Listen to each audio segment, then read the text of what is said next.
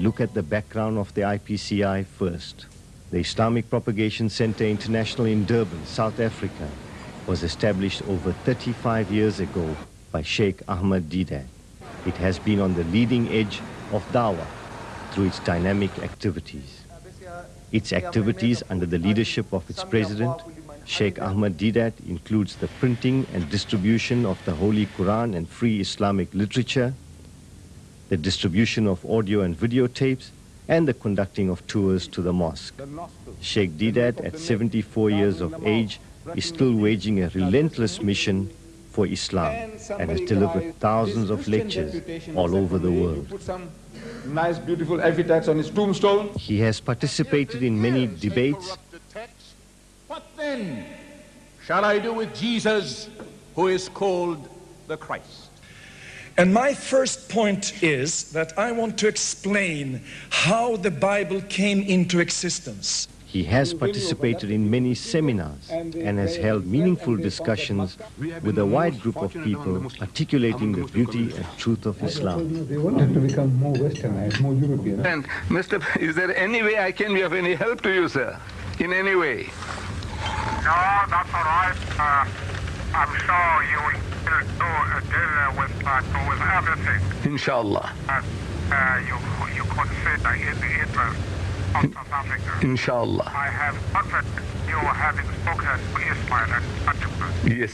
And I leave the matter entirely in your hands. Thank you very much, sir. Thank you very much. Thank you. Not too busy to talk to you, sir. Yes, well, I am going to visit now in the central. Yes, sir. I am going to visit at the west and the east province. Right. And at the southern provinces. So I come back. Yes, sir. Yes. And thank you very much. Pleasure. It was a pleasure and a privilege. I thought somebody was pulling my leg when they said the President Mandela on the line. I thought somebody is making a fool of me now.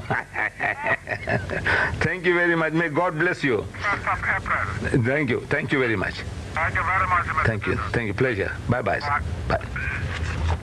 Alhamdulillah, the center to date under the guidance of Ahmed Deedat has been able to distribute well over 300,000 Holy Qurans, millions of books and leaflets, and several thousand audio and video cassettes. Thousands of non-Muslims have embraced Islam as a result of these initiatives. Now we want to publish 100,000 of the Qurans. This outstanding work has been made possible by the help of Allah subhanahu wa ta'ala and the generosity of Ahmed Deedat's many well-wishers all over the world. Unfortunately, as Providence would have it, on the 3rd of May 1996, Sheikh Ahmed Deedat was struck by stroke whilst on duty and became incapacitated, being unable to move any limbs, unable to speak, and unable to eat. However, Providence in its mercy retained Sheikh Deedat's hearing, eyesight, and ever sharp and alert mind. Sheikh Deedat communicates with a unique combination of eye movements, identifying the English alphabets. For the past 6 years or so, Sheikh Deedat is now confined to his bed in Verulam, but still influencing and changing the hearts of people all over the world with the legacy of his books, videotapes, and infrastructure that he left behind at the IPCI. Despite his handicap, Sheikh Deedat has dedicated and dictated many books from his bed via the eye communication method. However, it can be said with humility that no other South African, or perhaps no other Sikh person, has had so many visitors from all over the world, ranging from government ministers, TV crews, from major international networks, religious leaders of all religious groups, academics, scholars, and ordinary people. In this snippet, we see Minister Louis Farrakhan from America paying a visit to Sheikh Ahmed Deedat at his home with his entourage on his recent visit to South Africa. And last night, I had the privilege of going to meet one of my heroes. Who is that? Ahmed Deedat, one of the great champions for Islam. He's a hero of mine. We have shared many days together. He visited me in my home in Chicago, Illinois, and I visited him here and saw him in the days of his strength. And last night, I saw him even stronger. His brain is sharp. He can see, he can hear, he can think, he just can't speak. But his faith is so strong. I came from his bedside so inspired, so uplifted. And I said, Father, when I go back, I will carry on your great work. Do not worry, you will never be forgotten. The Master of the Supreme Court appointed new trustees to the IPCI Trust, and so the current trustees of IPCI are Mr. Ahmed Said Mullah, who is the Amir, Mr. Tahir Sitoto, an academic at N.Ali University, Mr. Yusuf Ali, Dr. Khatija Molloy, who is an academic at Rao University, Mr. Ibrahim Jadwat, Mr. Dawood Ngwane, the attorney, Dr. Muhammad Khan, Mr. Harun Kala, Mr. Akhtar Token, and Mr. Anwar Belem. The director of the IPCI is Mr. Rafiq Hussain. The new trustees over the past 6 years have indeed kept the legacy of its founder, Sheikh Ahmed Didat, alive, and have also unanimously voted him as patron of IPCI for life. However, many sweeping changes, politically and otherwise, have taken place both in South Africa and globally, changes that brought into play new scenarios and new demographics. The IPCI had to meet these new challenges. One of its intervention measures was to bring in international guest speakers. Over the past few years, the IPCI brought the following dynamic personalities to our shores. Dr. Ali Musa from America, a previous drug lord turned social reformer. Dr. Khalid Al-Mansour, an academic from America. Dr. Deborah Mubashir, a former Baptist minister from America. Mr. John Yahya Kaysen, also from America, father of the boxer Hashim Rahman. Our current MC, Dr. Don Mattera, is our own international personality in his own right. One of the core programs of the IPCI is what we call human resource development, training of individuals to meet the challenges and the new challenges facing us globally, nationally, and internationally. Here we see the last July group of students from all over the country who have come in for a 1 week's intensive training program that was run at As-Salam Institute. These are the du'at from all over the country, some as far afield as Botswana, Lesotho, Zambia, and the 9 provinces. IPCI also concentrates on development of the women who are the first universities of society. Ahmed Didat, Ya Mu'assis al-Qawi, Ahmed Didat. The mission statement of the IPCI reads, to present the message of Islam in a manner that makes Islam a blessing to humanity. We call upon all to pray for us and help us to achieve our mission and make our country a prosperous place to live in, and so the world as well. May God Almighty help us and bless us. Assalamu alaikum wa rahmatullahi wa barakatuh.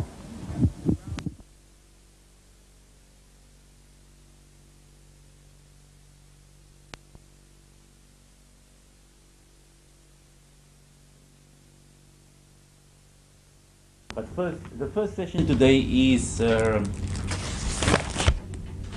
Dr. Don Mattera's experience in the media and how during the struggle black writers organized themselves and how there was a need to develop an alternative perspective of seeing the world, of interpreting events in the world. The emergence of the black writers and the black newspapers and so forth.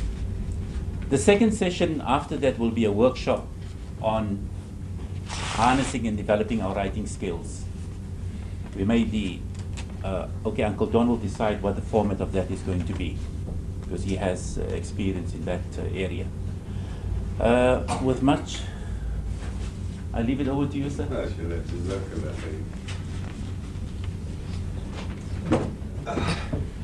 Every day presents its own challenges. Sometimes our voices deepen because the evening before that we had spoken so much. I greet you with a message of peace. Assalamu alaikum wa rahmatullahi wa barakatuh. And also to declare my absolute faith in Islam, my absolute confidence in Islam, and that I'm not worthy also sometimes to make this declaration that I stand before Allah's throne of mercy and to prepare for the day of judgment. And may Allah find me not guilty and for the small mistakes that I've made.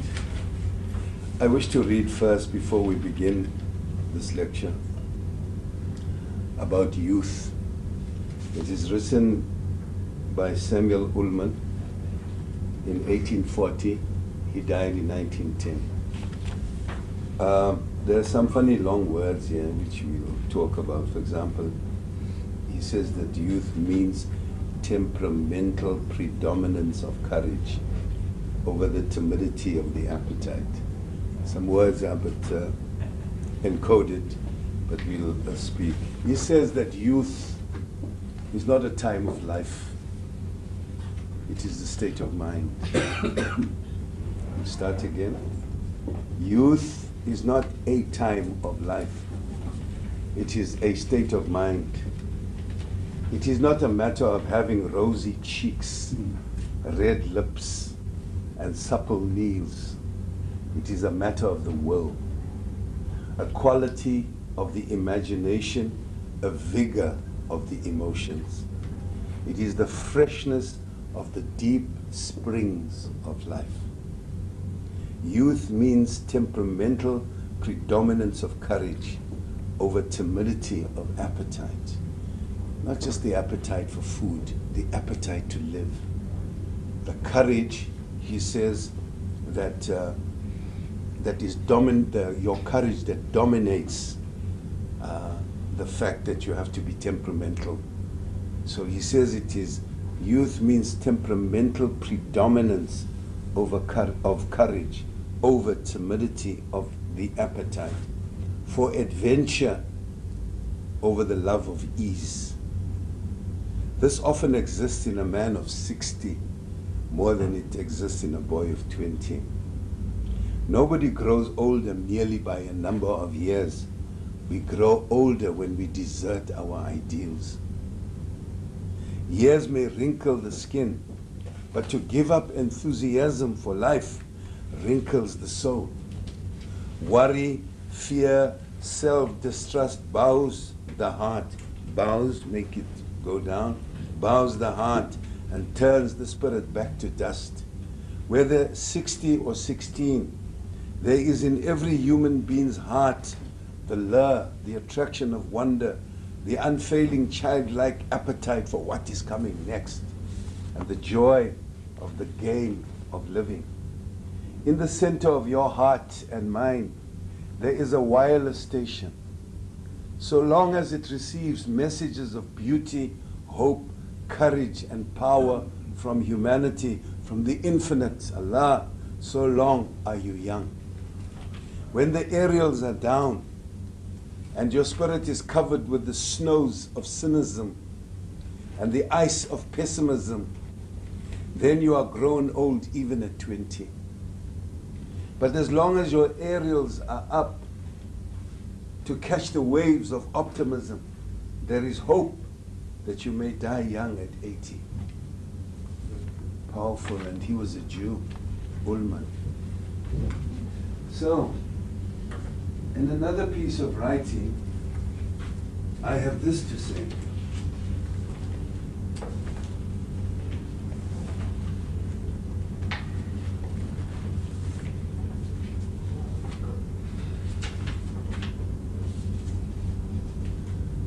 I am certain by now that you know that our physical world, this world, is teeming and seething in its quest for peace, to find and to eat the fruit of vision and prophecy, which may help to unravel the future course of events within the African continent in general, and in South Africa in particular, as well as in the world as we think we know it. I am only a poet. I do not possess any special gifts of prophecy, but what I do know is that the pharaohs of the New World Order, the same architects who designed and defined the new economic pyramids of power and domination at the expense of the poor and the illiterate masses of the world, including South Africa, have been reincarnated from the biblical and Quranic times, where they control the means of agricultural, pastoral production and distribution, building gargantuan storage warehouses in order to control the food supply throughout Africa, throughout the Near and the Far East, as well as throughout Persia, Phoenicia, and Babylonian times. These modern day pharaohs must be challenged by the adherents of the Moses factor, Musa's people. Ordinary men and women and critical young folk such as you, who believe and possess the moral power of the pureness of heart and the stoic of spirit. Remember yesterday we spoke about the stoic of spirit. People who, while accepting there should be progress in the world through responsible and responsive education and technology, also want you, their children, our ensuing intellectuals and leaders, not to lose sight of the good, clean, natural, and sustaining gifts and spiritual secrets of this earth and of a caring people. We live in two worlds. In the ordinary outside world, and then we live in our own world, the world of ourselves, the world of us, of me, of you. In the ordinary outside world, we do ordinary things like sleeping, waking, eating and drinking, going to work, to church, to mosque, to school, and returning home, laughing, crying, playing, or even collecting thoughts, without real or conscious knowledge of these things, because they are everyday, ordinary happenings, easy for us to scrutinize. But in the inner, private world of the self, in the world of you, it is a different experience, different thing. For if there is inner peace and trust and joy and compassion and caring and spiritual succor for others, then we can meaningfully share them with the outside world. But if there is wickedness and suspicion and alienation and fear and selfishness and racism and arrogance and greed, then that self shrinks and dies. Our fellow beings that give bright lights of give and take and give, these people help to rekindle our souls and enrich what little time we have in this ordinary outside world, where the pharaohs wait and the money changers lurk in the dark portals of our universities, of our schools, our mosques, our churches, our temples, filling their purses with the slime of Iscariot and with the souls of unthinking, uncritical, unwary folk. So my brothers and sisters, I have just chosen to read these few passages of a very long article for you, to make you understand that each one of us has a vision, each one of us has a dream, each one of us possesses some kind of inner search, inner hunger to know. It was no different for me, as you might have guessed from yesterday. It was no different for me because I felt there was a challenge. There was a challenge that I needed to do, and the power of reading, the power of thinking critically about things, about issues, helped to elevate me, helped to resuscitate me, helped to bring me on a pedestal, on a place where I could see people eye to eye, not at their feet, not be afraid of them. Look at their eyes, see the mystery of their minds and their souls, not look at their feet, oh, boss, oh, cringe and fawn. Cringe and fawn. Let's write these words down. The big one is obsequious. Look at these people, how obsequious they are. They see authority and they bend their heads and they bow. They cringe and fawn before power. They cringe and fawn because they have not been delivered from their inferiority complex. They have not been delivered. They have not been liberated. Islam liberates you. It makes you look at the truth. It makes you look at issues eye to eye. Sheikh, this is a you sequence. Thank you for the correction. You've got it? Okay. What does it mean? Do you have a dictionary? Somebody have a dictionary? Always bring dictionaries. Always, always, always have a dictionary. Always have a thesaurus. Always. You can't read the Quran and the Bible and not have a piece of paper that writes words down and that also asks you to engage and revisit. So you have to have this. It's very important. Especially if the lectures are in English. If they're in Zulu, you can have a Zulu dictionary. If they're in Setswana, in Arabic, do so. You have a dictionary? When I told them of my love, they laughed and turned their backs. When I told them of my need, they scoffed and counted their treasures. When I told them of my anger, they threatened me with guns and banishment. Now they hear that I hate them, and they turn around to love me, but I'm not there. You see the point? When I asked them for bread, they gave me the wheat field and told me they loved me. When I asked them for water, they gave me the well and told me they cared. And because I believed they loved me, and because I believed they cared, I asked them for my freedom.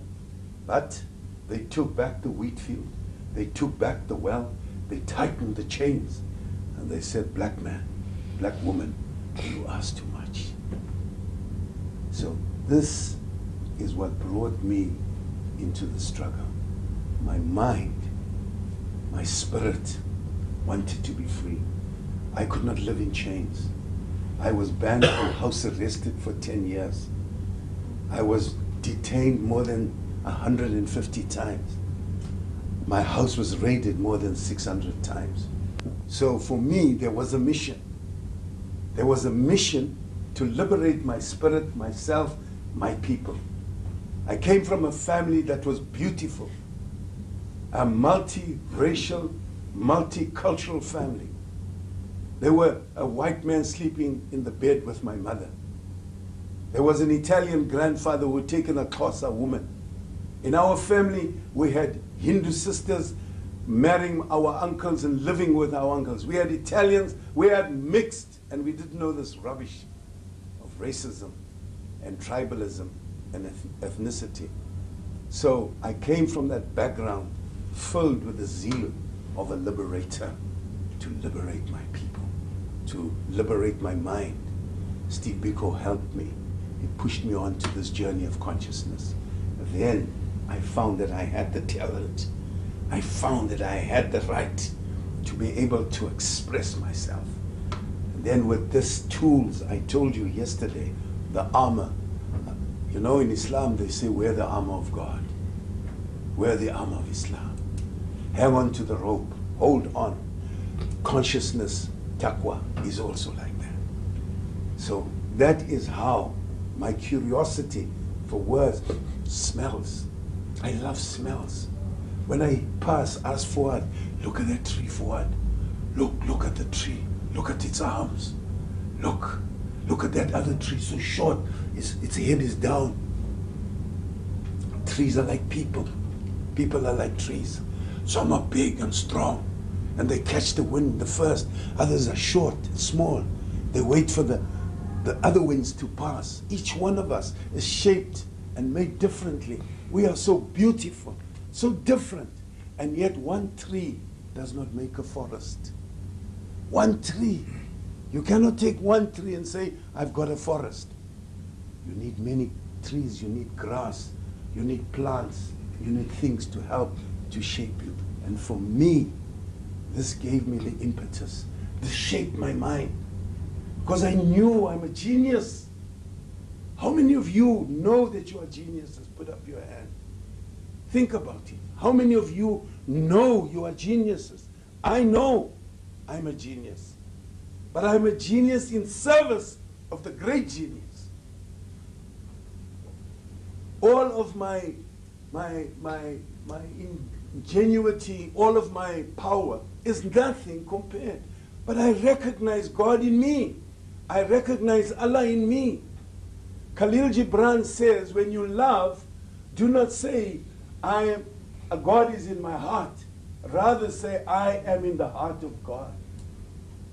He says that your children are not your children. They are the sons and daughters of life longing for itself. They may come through you, but not from you. You may give them of your love, but not of your thoughts. And you cannot visit their minds even in your dreams. He says that children are the arrows which are shot out of the bows of the parents. If the adults, the parents, are weak as bows, the arrows will not fly far. But if the bows are strong, the arrows will reach to God's sky and touch his heart. Now all of this doesn't come in a silver plate to you. Yeah, my son, here's knowledge, here's taqwa, here's akal. It doesn't come that way. And when I became a writer, I had a mission, Fuad. I had a mission to speak out, to write out. So, once you have a mission, you have the tools, you have the vision, it becomes easier. So I moved into the in the world of writing. Then some guy called Patrick Lawrence, one of South Africa's top tennis players at the time, many years he played as a Springbok. He says, Don, I said, yes, Pat, why don't you go into the media? Me going to the media? You think they'll want me? Hey, you have got an audience. People listen to you. When you go to meetings, the halls are full.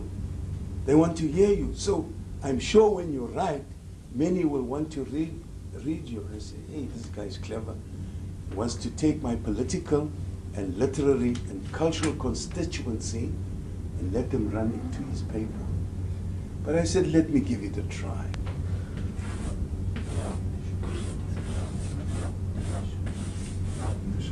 There are different strains of Hindu culture and Hindu and Tamil thinking.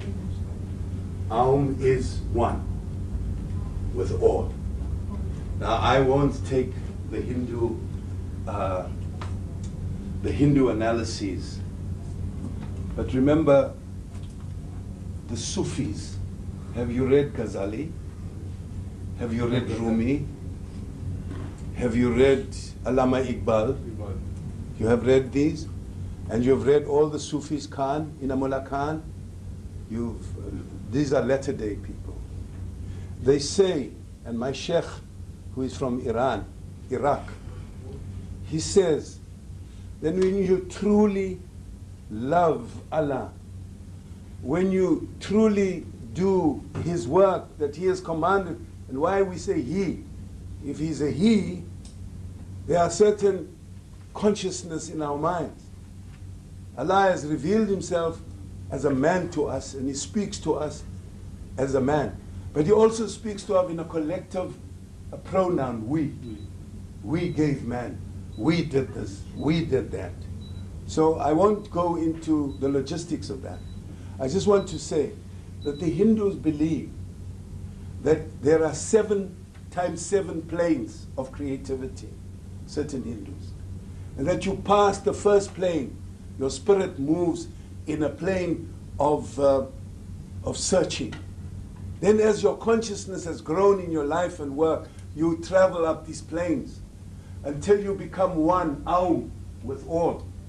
You lose consciousness of yourself. Now, Jesus, peace be on his name, lived among the Hindus. He traveled through India, he traveled through the world. Our Prophet, peace be on his name, was a highly intellectual human being, although he was not schooled in universities. He was a great thinker. If you read Abu Hurairah and you read all of the Sahaba radial anhu who wrote about him, you will understand his greatness of his thoughts. You will see certain things about trees that he spoke about, certain issues about giving and rain, and this was a great, wonderful, powerful intellectual. So alhamdulillah, I just want to come back to this essence. The Sufis, they contend, and I support that contention, that when you are truly immersed in godliness, in Allahness, when you are truly immersed in the spirit that brings you closer, you lose knowledge of yourself. The self that wants to eat and be greedy and have and possess. These things are nothing, because now you have become one with the consciousness. This word taqwa, the phrase taqwa, explain it to me.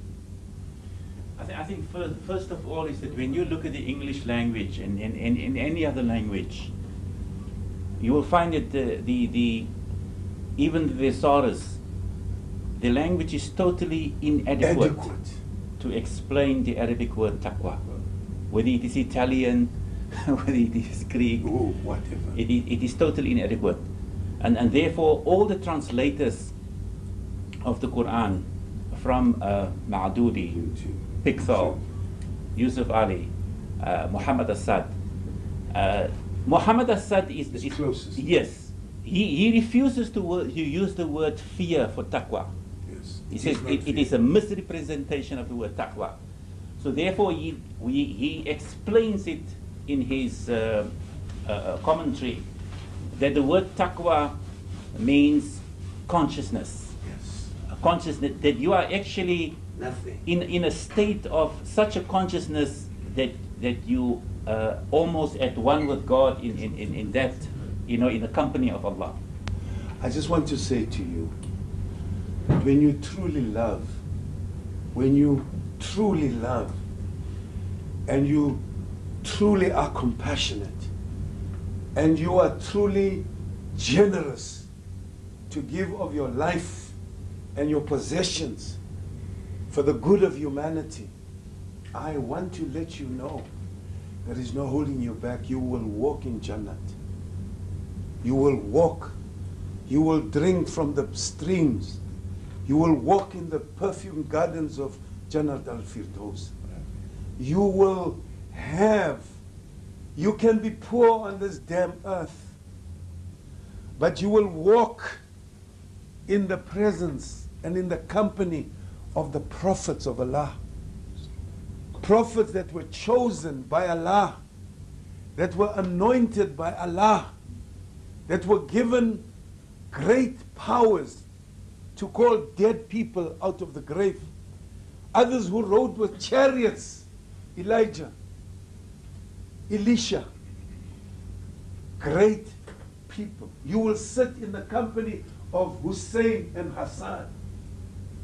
You will sit in the company of the 5 Fatimas of Islam.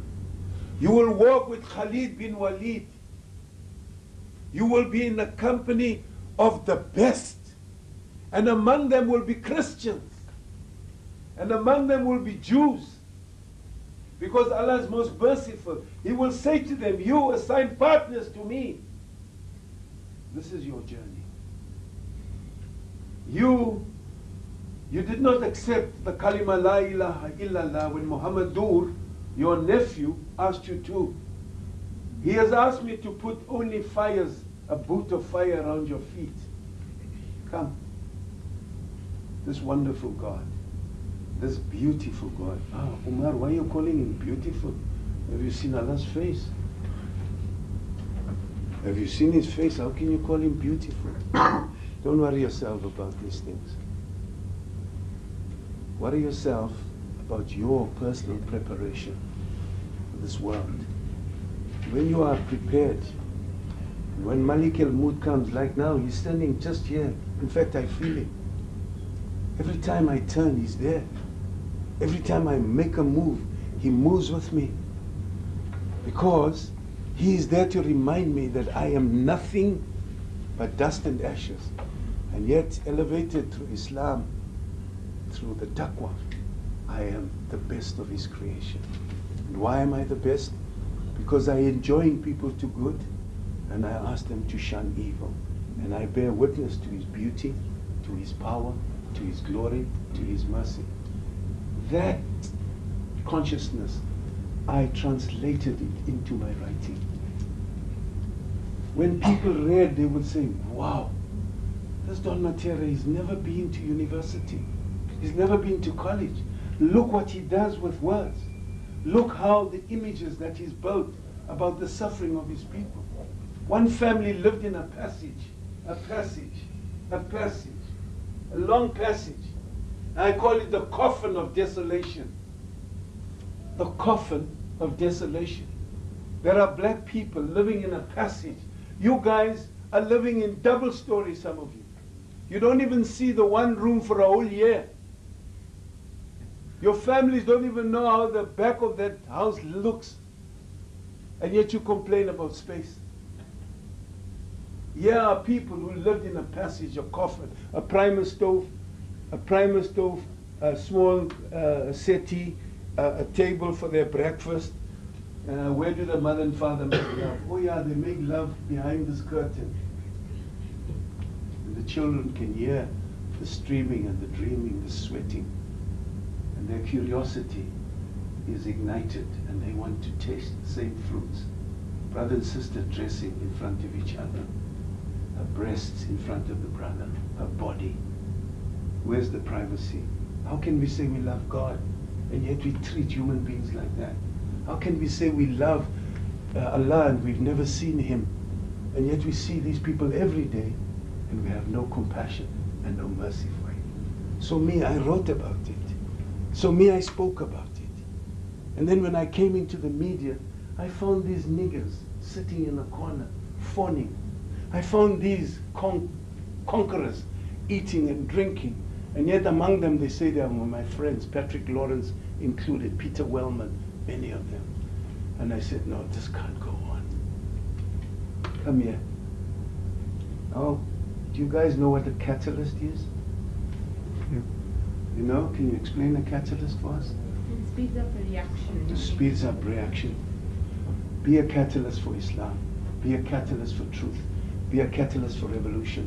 Be a catalyst. Don Mattera, Allah elected him humbly to be a catalyst. So what happened? Come here, you guys. Ah, Mattera, what is it? What do you want from us again? Rashid chopped up. Umar, what is it, man? What do you really want? Yeah? Listen, you guys can't go on like this.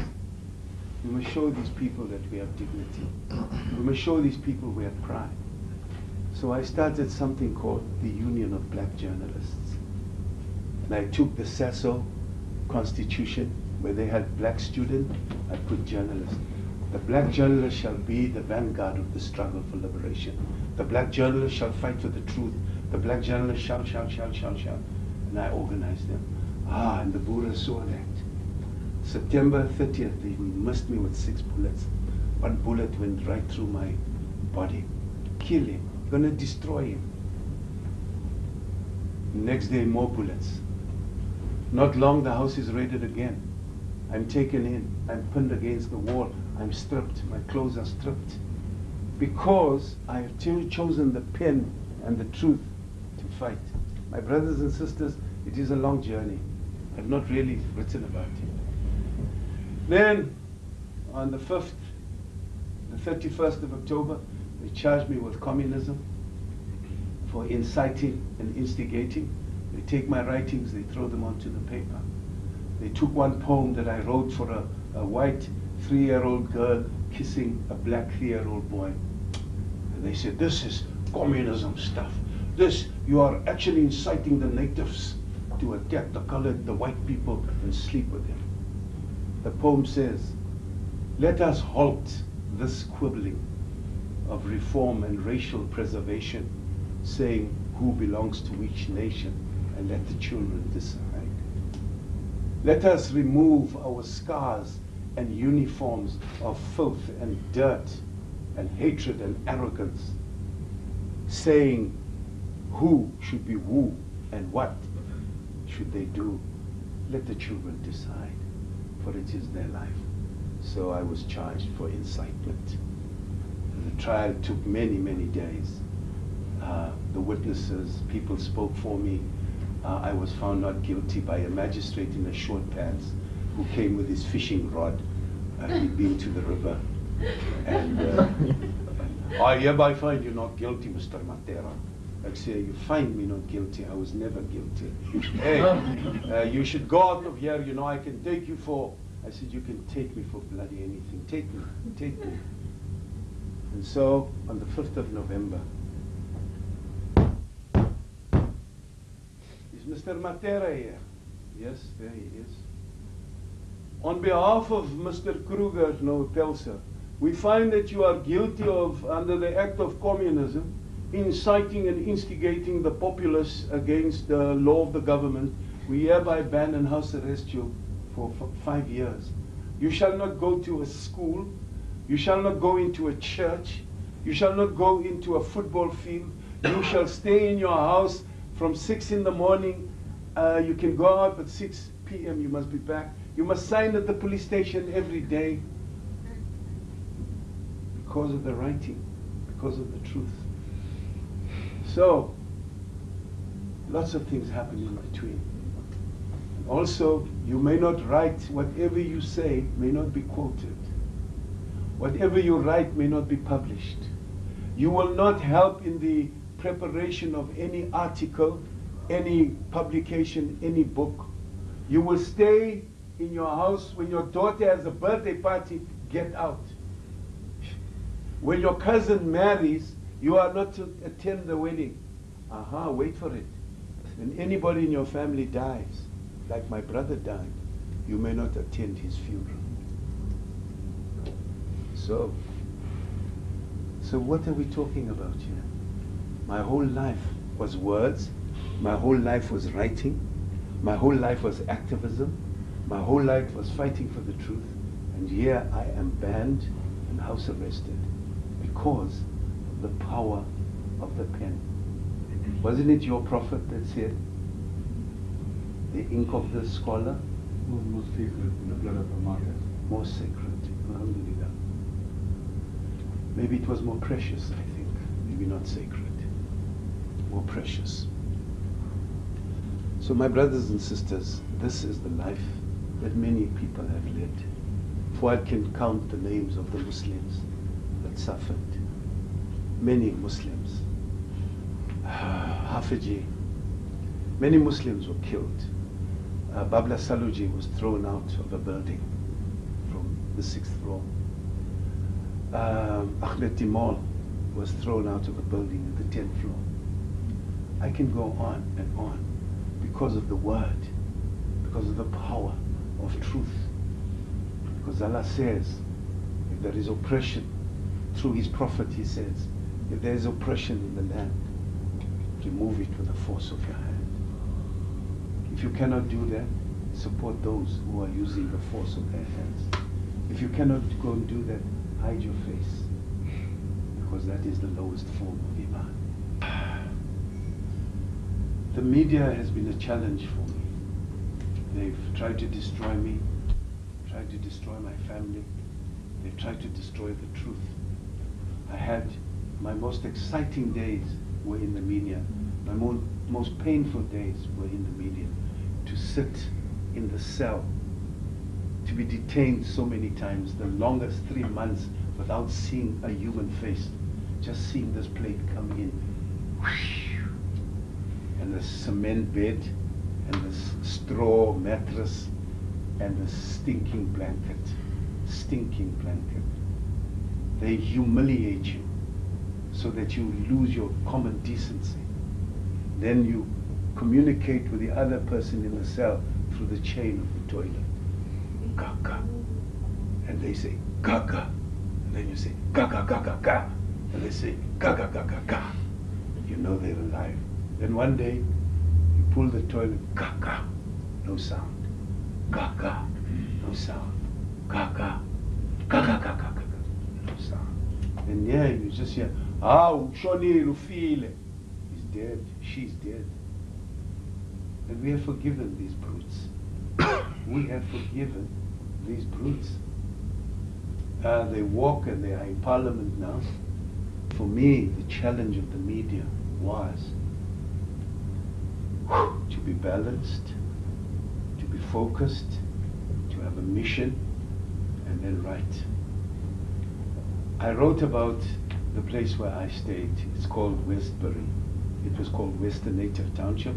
They took the natives, the black people so-called, out, and they put the colors in, and it became Western Colored Township.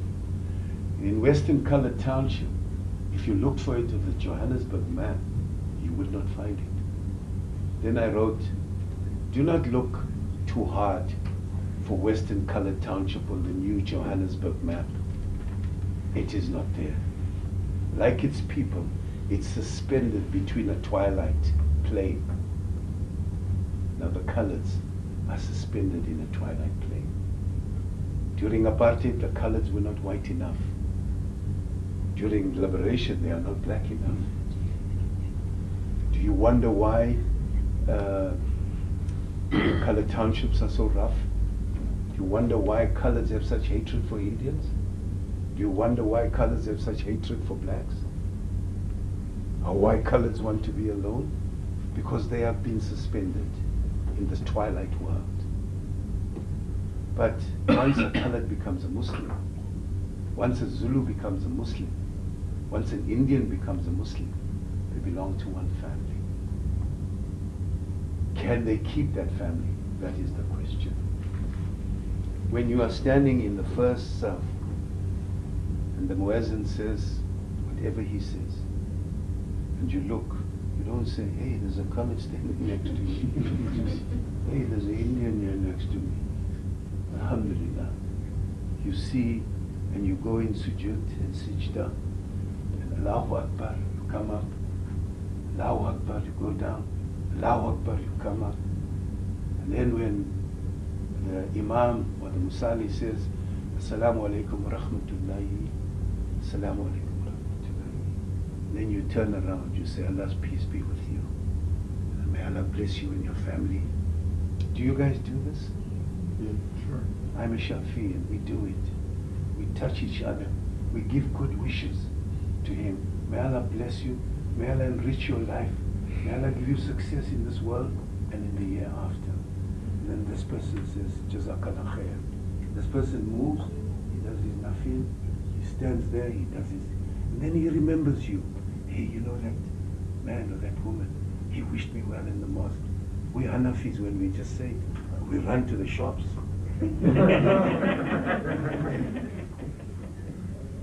Run to our businesses. We don't embrace and kiss and hold. Assalamu alaikum. My brother in Islam, my sister in Islam, I love you. I love you. It's very important. Because you die tomorrow. And who have you expressed your love to? Who have you told that you love? When last did you tell anyone you love them? Sometime. When last, Jerome, did you tell anyone that you love them? That's what. Long time. And you, my sisters, when last did you tell anyone that you love them? This morning. Alhamdulillah, they are lucky. When last did you touch the leaves from the tree? I can't remember. You can't remember? Sheikh, you a new Muslim like me? Were you born in Islam? MashaAllah, alhamdulillah. Come, let me embrace you. So when did you take the kalima? When did you take the kalima? Mashallah, let me tell you something, Sheikh. Whatever you've committed, whatever sins you've committed before last month, they are all gone. You are a new man now. You have been cleansed. And you'll find that this road is not an easy road. These people will walk past you in the street sometimes. They won't even remember you. But you mustn't convert for them. You must convert for you. There's one.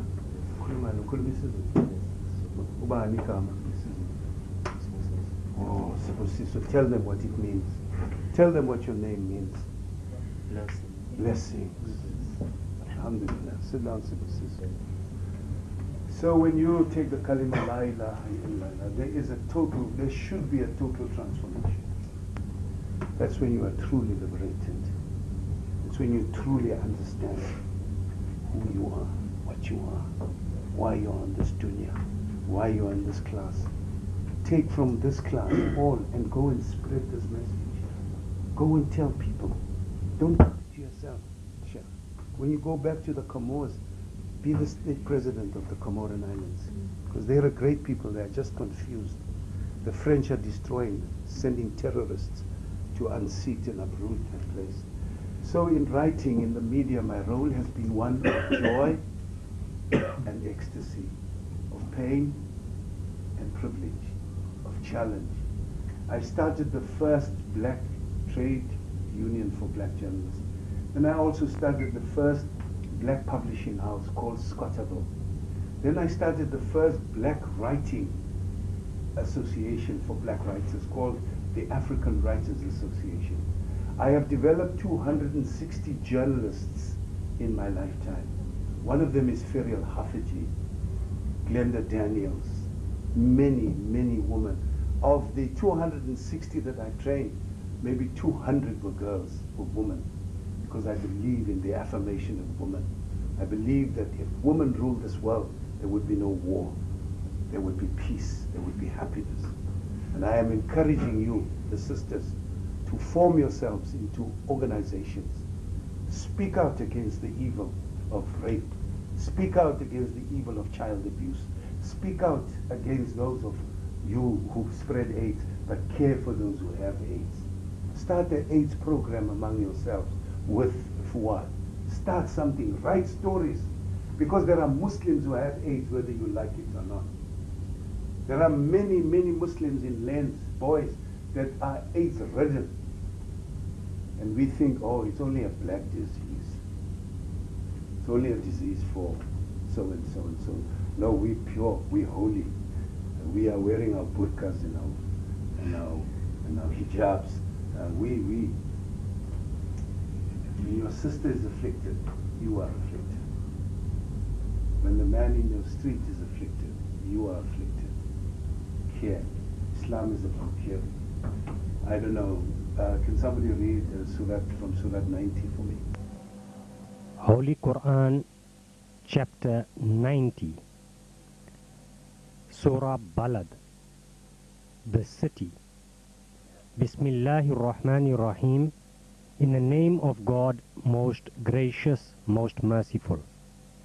I do call to witness this city, and thou art a free man of this city. And the mystic ties of parent and child. Verily, we have created man into toil and struggle. Thinketh he that none hath power over him? He may say boastfully, wealth have I squandered in abundance. Thinketh he that none beholdeth him? Have we not made for him a pair of eyes, and a tongue, and a pair of lips, and shown him the two highways? But he hath made no haste on the path that is steep. And what will explain to thee the path that is steep? It is freeing the bondman, or the giving of food in the day of privation, to the orphan with claims of relationship, or to the indigent down in the dust. Then will he be of those who believe and enjoin patience, constancy, and self-restraint, and enjoin deeds of kindness and compassion. Such are the companions of the right hand. But those who reject our signs They are the unhappy companions of the left hand. On them will be fire, vaulted all over, all around. So Sheikh, I have been talking to you, almost crying, and there it is. And the key word is compassion. The steep road, the road of challenge, the road of truth, the road of suffering, the steep road. In the Quran, there are many references to the path. To the left is the road of pleasure, the easy road. The easy road, the easy way out. So, what can we do? Leave it up to you now to take a break, to stretch out and rest. Doubt by.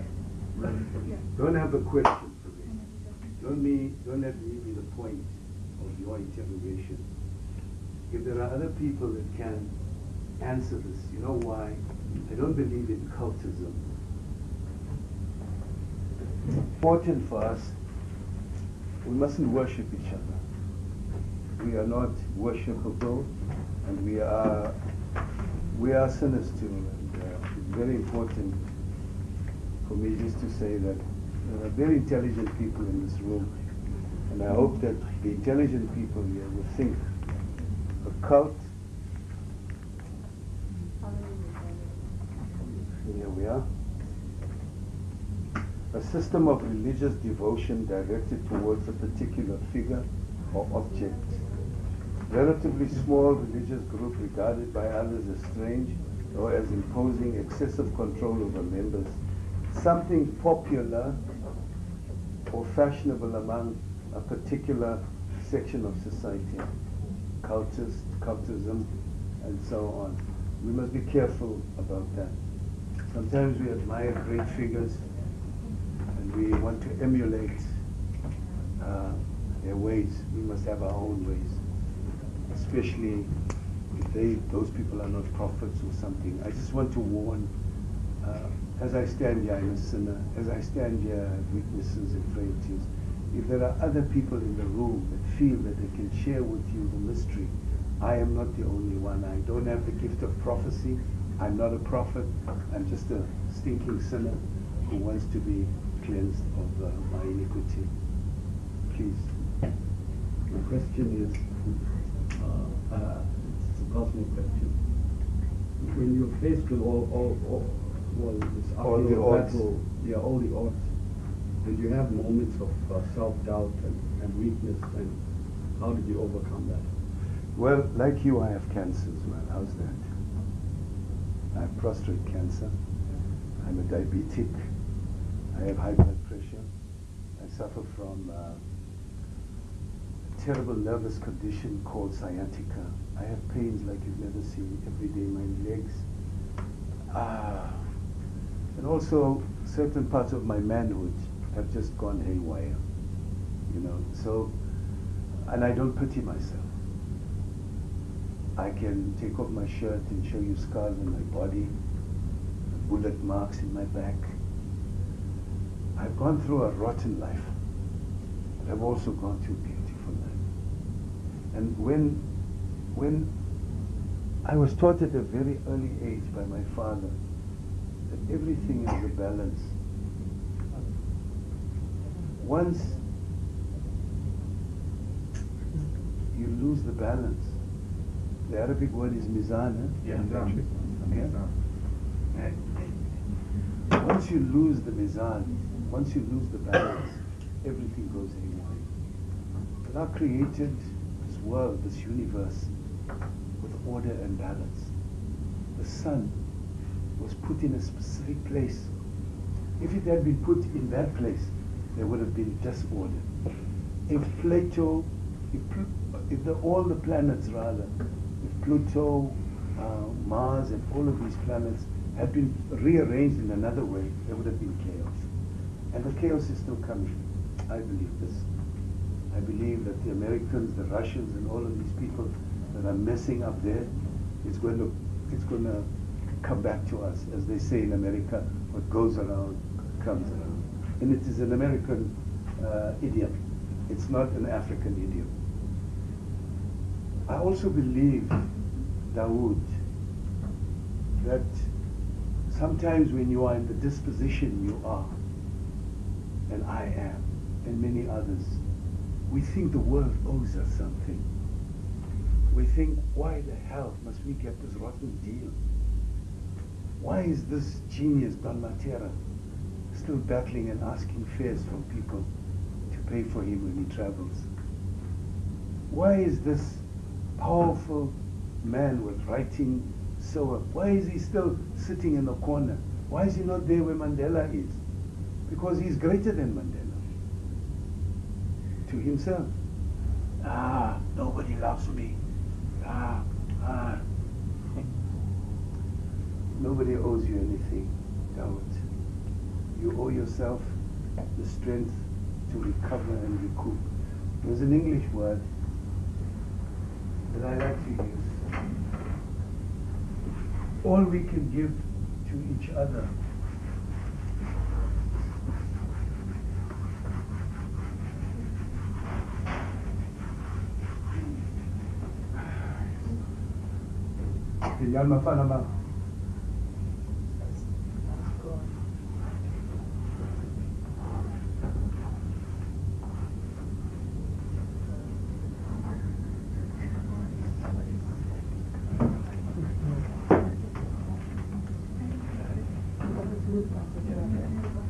comes from French. What do you say in French when you care and you comfort somebody? Secours. Huh? Secours. Secours. How do you spell that? Could you write it down for us then? You see, the origin of words are very powerful, important. So, this secours in Italian? I don't know the word in English. Okay. Compassionate, what for yeah, compassionate. No, azionante, non cinante. Cinante, cinante. Yeah. Okay. It's hard, difficult. Very hard to difficult. Secours, there you are. Almost the same, the English. So you have to know a bit of French, you have to know Tsotsital and Afrikaans. So, Dawood, try and find the balance. Try and find the balance. Our Prophet, peace be on his name, on so many occasions, he gave us idioms and phrases that I thought I was suffering because my feet were sore. When I came around the corner, I saw a man with no feet. How many times has he not given us these examples? Sheikh, it's tough. I don't even want to go to the doctors. They put their hands in where they mustn't put in their hands. They feel where they mustn't feel. I'm telling you, it's heavy, and I eat tablets every day. You know, I can't bend, I can't do this. But come to terms. Come to terms. Come to terms. And also, if you hear there is a born-again priest praying, and they say that he lays hands on people, go to him. But go with your iman. Go to him with your iman. If you hear there is a hakim doing this and that, go. Because you know, I'll give you a quick short story about iman. Nabi Isa alayhi salam was a wonderful young man, 18, 20. He did strange and wonderful things, curing people. One time a man came and he said, Rabbi, my daughter's dying. Please, won't you come? He says, do you believe that your daughter can be cured?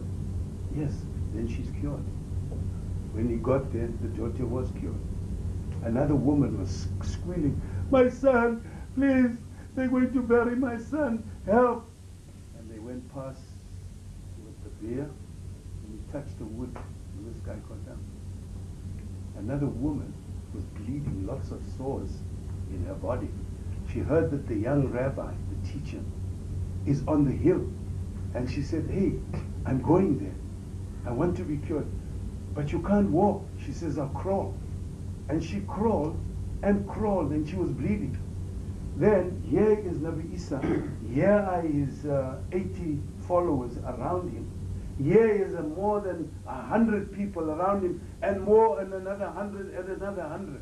And this woman comes through, she comes through their feet. She says, if only I can touch his garments, I will be healed. And she touches his garment. Then he says, hey, somebody's touched me here. Then his followers laugh, look at this guy. Look at all the guys around you. Look at us around you. Look at the others around you. What do you mean touch? He says, hey, somebody touched me. And this woman says, Rabbi, you have healed me. He says, woman, no, I have not healed you. Your faith has made you whole. Iman, whether it is from Christianity, Judaism, Islam. There are great stories of our Prophet, great stories of healing, great stories of touching trees that are dead and they have dates.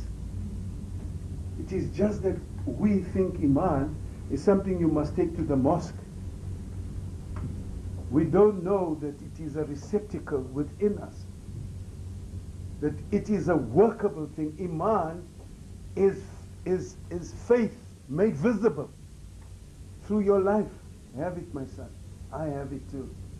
I have lots of weaknesses, but when it comes to Iman, I just believe.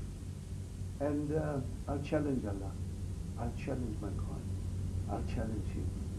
And I say, Allah, why am I suffering? He says, well, maybe I want you to suffer so that you can come closer to me. You can know that I am your Lord. You can bow in sajda before me.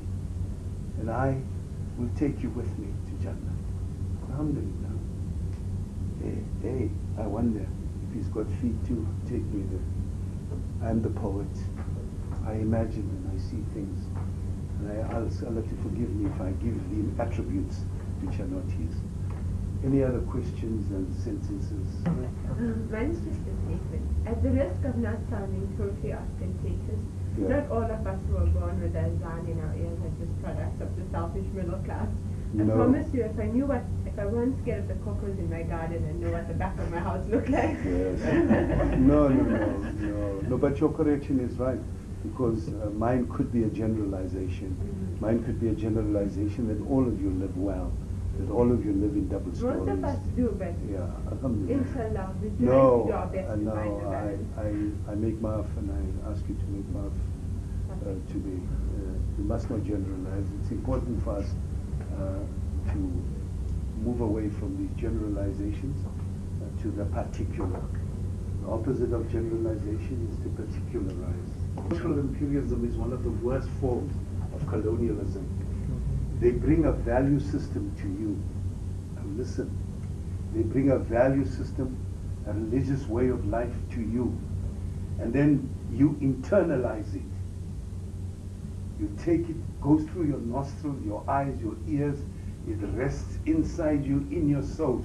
It nests and it lays eggs there. Invisible eggs of all kinds of value systems. Now guess what happens?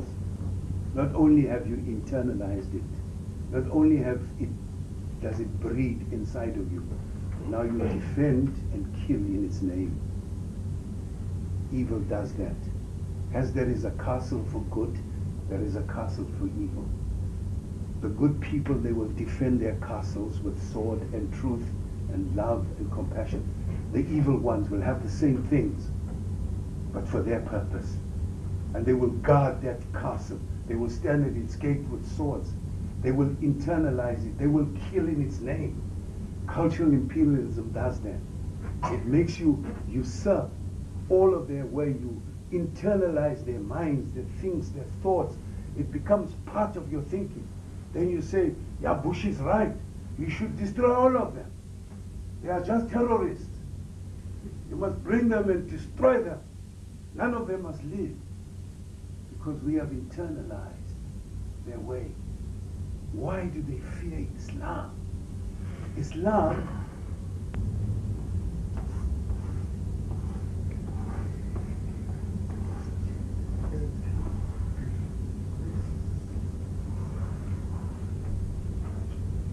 is the what? It is the antithesis. When you have a view, it's a thesis. When you have a view, it's a thesis. When you have an opposing view, it is an anti. Anti is always against. It is an antithesis. Now, in this world, people are looking for the synthesis. You understand?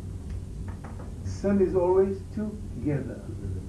Okay? That's why SY normally lets you think it has to do with together. Sympathy. You have sympathy for people. Synonym, together. Antonym, against. Okay? So, in this world, people are looking for the synthesis. Islam is not only the antithesis of this lie that they present, but it is also the synthesis of everything in the world. Now we offer them the opposition they don't want. In economy, we tell them, why are you taking interest? Riba is dangerous. We tell them this and we tell them that, and they say, wow, with these people around, we'll never be able to rule this world. Let's get rid of them in a nice way. Let's use fundamentalism and terrorism. Let's use this and let's use that. Oh, look how these poor women are dressing. We can't see their eyes. These poor women are oppressed. What about these women that are oppressed in the front of magazines with their naked bodies? Which is the greater oppression? The hijab, the garments our sisters wearing, or this beautiful white woman or black woman on the front covers of their sex magazines? Who's the prisoner? Don't be fooled by these people. Don't be fooled by them. In Saudi Arabia, the sisters dress like our sisters are dressing. They don't squeal. But the Taliban, our sisters are dressing the same. Look at them hiding the beauty of their woman. Yeah, rotten, these people. And I just say that I'm never this emotional sometimes. I wish to apologize to you for some of these words that came out of my mouth. This is not the Don Mattera I know. And I'm a human being of restraint. Sometimes the emotions, they do get the better of me. So I wish to apologize to you, my ummah, my brothers and sisters, for any rude references that I've made. And I know it won't happen again. Then, the session for, you're going to have a long session now. Please write a one-pager for me in the best way. If you want to write it in Zulu, write a one-pager for me about the session. And then that's the session. And then another page about your views. You know, Don Mattera spoke to us. He touched on some of these issues, or whatever. Then on the other page, my view of the situation. Then I want all of that to be given. You can print, what you guys call it? Block letters. Don't have this handwriting. I don't understand handwriting. If you want to, maybe they should take this home and bring this tomorrow. I think so too, yeah. I think it would be better if we do the exercise that way, yes.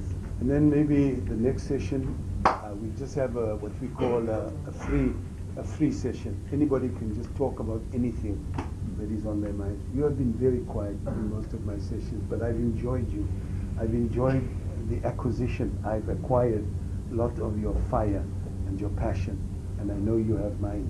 So maybe when we come back, we will have what is called free speech. Anybody will come up here and talk to us about anything. Okay? So please go home. Yes. It's good. You must come. And you will also be part of this. The next session that we were supposed to have, the workshop, will be called free speech, free talking, free anything about anything, how you feel. You feel very strongly about certain things, please come forward. You feel very strongly about certain things, please come forward. That will be the next session. Go home tonight, today, do me these 2 pages. If you want to do 3 pages for me, even better. Whatever you want to do. We will then not correct it, We will then have it typed out and we will publish it in a little booklet. Thoughts of the day. We'll look for a nice title for it. I think we'll write on the board what's the requirements. Okay. I think requirements, we can clean the board to write what the students, so they can just be, for the next session it will be on the board. Okay, I'll do that. Okay. Okay, enjoy your day and may Allah bless you, and I know that you have forgiven me. I'd just like to read a few poems to you. We did this one, we have been here before. We did questions. And then, you know, when I see Israeli children being bombed and smashed to pieces, it hurts me. And I see Palestinian children, whether they are Christian Palestinians or Muslim Palestinians, children particularly, it really breaks me up. And then the poets of the Jews, they write great poems about the heroism of their soldiers. And among the Muslims and among the Christian Palestinians, on the other side, they write great poems about the heroism of the Hamas and the heroism of their sacrificial lambs who commit these wars of atrocity. And when children die, it really tears me to pieces. It rips me apart.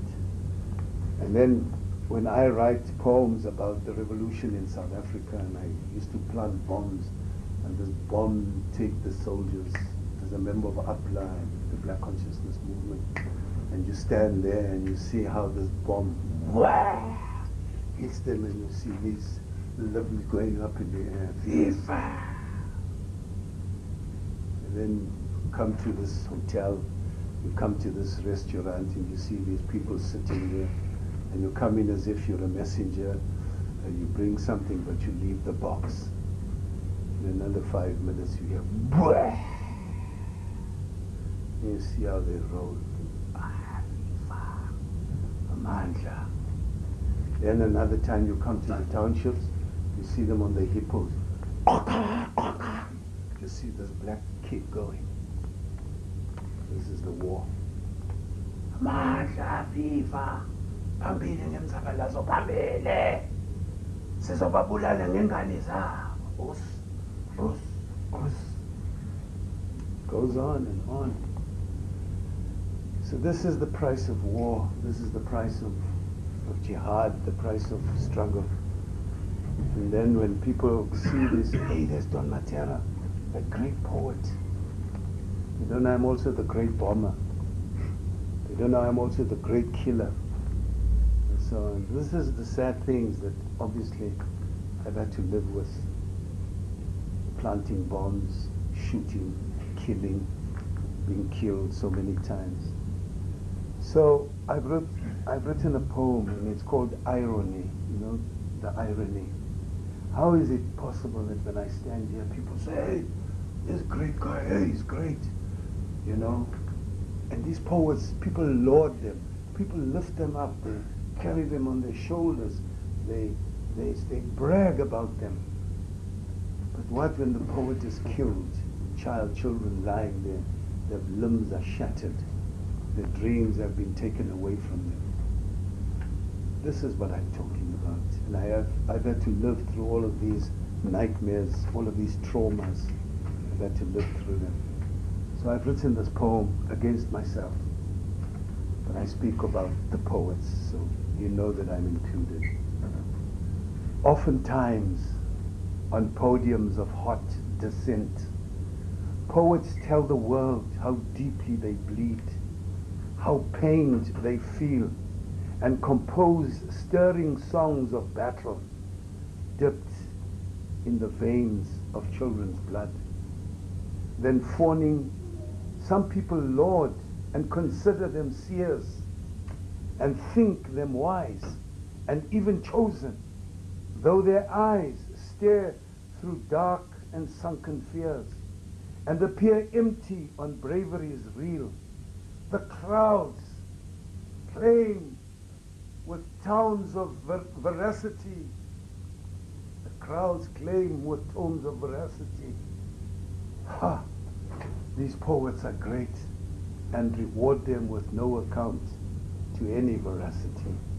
But when the flame of childhood lies frozen, which scribe, so gifted in poetry or mime, the hurting heart of God can see? Which hand rewrite the smile made unsighted, the colossal loss of a young soul blighted before its time? You guys know what is blight? When there's cold snows, ice in the morning, it goes over your plants, and your plants become so black, and they go over. Now what about the child's soul when it's blighted, and we have killed it with our bombs, and we have destroyed it with our anger, and with our zeal? I also travel a lot. I'm a member of an enlightenment society of readers, of writers, and every year we take about 30,000 to 40,000 books to the rural areas, Skukuni, and we get McCarthy, the 4x4 people, to donate these 4x4s, and then we go to these mountain areas and we read and we leave books of enlightenment, Quran, the Bible, whatever it is that they need, school books, library books we give. Then at night it's so cold, and then everybody's around the fire, they frying meat and they're dancing and eating and drinking, and then some of us, like me, we're not part of that drinking and that group, so we move away from the crowd and we walk over this hill and that little hill, and then we come to a river that is no longer a river because the sun has been so cruel for these few months and it's dry. And then there's this stone, this flat stone, and then you sit there, and then suddenly you sleep, and your head goes like this, then you hear water. But where's the water? Then you see this stream that was dry in your mind gurgling with water, and then it rushes past you, and you lift your feet up, but you're in a reverie, you're not really there. And then the river speaks, and you hear, and then you take your pen and you jump out while in your reverie. You say, "Oh river, speak. Today, always today, always yesterday, always the heart searching. Even here in this parched, patient place of Skukuni, I hear you, river. I hear your nocturnal peace speaking, awakening softly the moon behind a veil of steel clouds, and then rain, persistent, profound as longing, deep as hunger, comes to crack the stony earth and fill the spaces in the soil beneath the broken but unconquered boughs of the trees, and leaves once dead enlivened grow, and greening now fill the air with rolling gentle words dripping from the mouth of a God who never sleeps. O river, speak. Speak to my people. Speak to them inside the quarries of unrealized dreams, where many still chisel stone in search of bread, and the new Uhuru sun, frozen, indifferent, cannot ripen the wheat of their expectation, nor unveil the ostentatious facade, the lie of transient comfort and fragile revelry, nor hold the fatal fear that is walking and standing by the door, that is waiting for your car, that is jumping through your window while you sleep, to kill, to take, where guns have become law and houses are prisons, where crime and victim meets, and children have become the frail food for fiends, and compassion and poverty and homelessness are mere words in a miasma of worn cliches. O river, speak. Speak to us as we carefully leave our gilded pathways, to steal furtive glances at the people in the squatter camps, whose curse shadows us and follows us with searing eyes and hollow hopes and flashing teeth and smiling black urchins ripe for graduation. And here in Skukuni River, as you quietly flow, I see the offspring of an erstwhile foe, white people, bringing the joy of the power of words to children's eyes filled with curious flame. And I feel a rush of wind over my heart, over these hills, and the plaintive message that they bring. There will come a day, there will come a time when each one of us will say, but we didn't hear, we didn't see, we did not know. Oh river, speak to me, speak to me, speak to me, speak to my people. It's not easy, huh? Guys, you'll never forget me in your lives, never, I'm telling you. And I'll tell you why. Because I am you and you are me. We feel, all of us feel very deeply. In our African culture, amigo, carissimo, we say, umuntu, umuntu gabantu. Ngicela ukuthi bachazele ngesilungu ukuthi ngithini. Umuntu, umuntu ngabantu. Siyazwana? Or uzimisela ukuthi ngiyakubatshela or mhlambe umuntu abanye bangabatshela ukuthi umuntu ngesintu sethu umuntu umuntu ngabantu batshela ukuthi thina suko Ubuntu, Ubuntu ngabantu. It means person, it's a person through other people. Yeah. Kastswana, moto, kemoto, kabatu babangwe. Ngesilungu ke, I am because you are. And because you are, I am. Siyazwana? The great writers say that all of us, that life is like an island. It is, and we are all part of the main. When we hear the bells ring, dong, dong, dong, don't say, hey, for who are they ringing those bells? They're actually ringing them for you and for me. So this is what makes us, this should make us Muslims.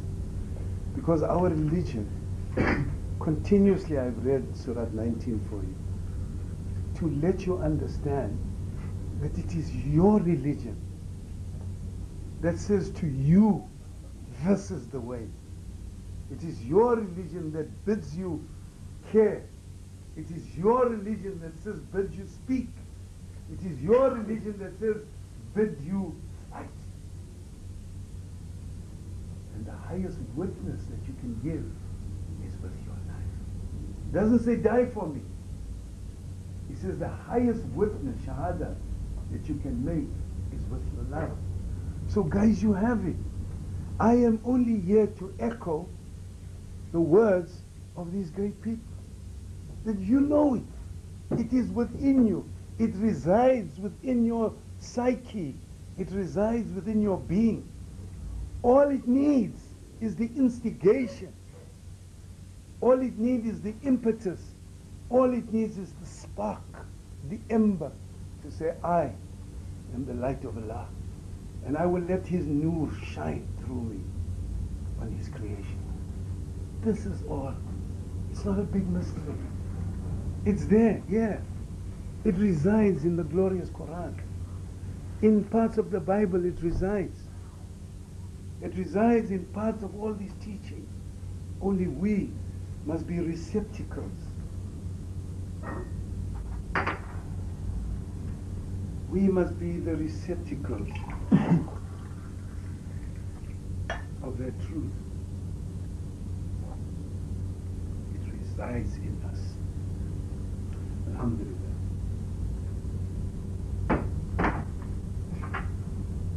So, would you like to write the task for the day?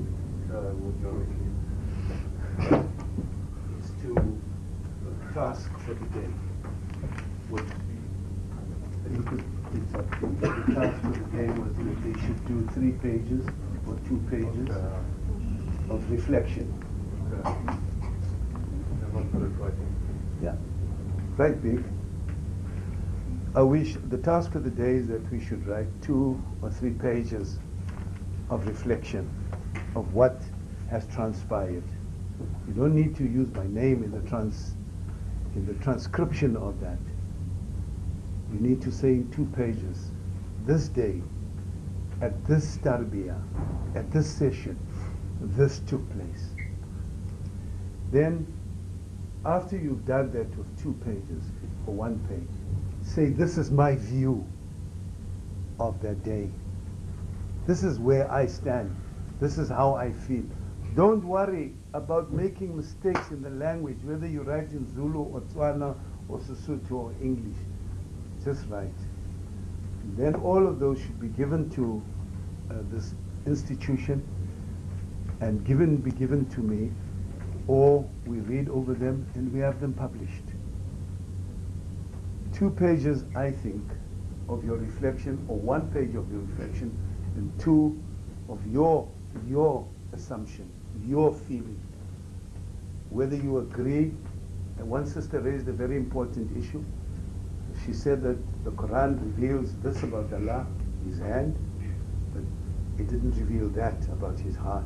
I think it is a contentious issue. How do you feel about it?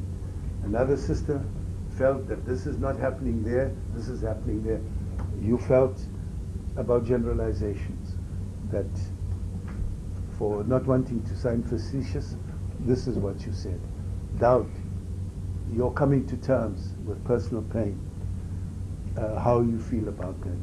Your feeling about the art of writing and so on. How could you use it to push forward this deen, this talent that you have? It's up to you how you feel. And maybe you as a convert, how do you, the revert as they say, I like the word embracee. As an embracee, how do you feel? What is it? It's up to you. What are your reflections about the session? What are your dissociations with the speaker? What are your associations with the speaker? Dissociate is when you move away. Associate is when you come and agree with. You want to do that, Omar? You want to do that, Faisal? It's easy assignment. Huh? Okay. Then I'm sorry to have taken too much time. I'm moving away from here now, and I'm becoming part of the listening crowd. This table is now open for anyone who'd like to express anything about anything. Nobody, I think, should comment on the views. We just listen. We won't cross-question the person. We won't say to the person, you should have said this, you should have said that. We are just opening this table, and normally